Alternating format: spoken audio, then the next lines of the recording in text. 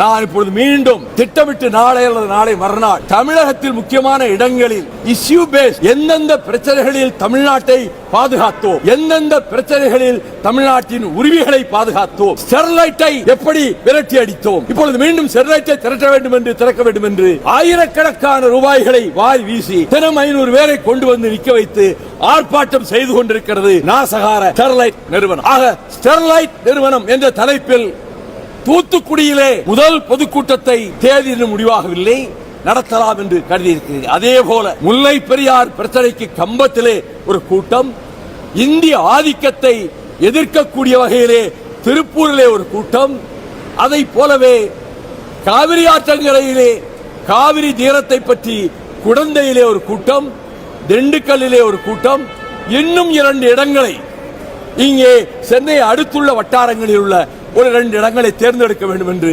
யோசனை செய்திருக்கிறோம்.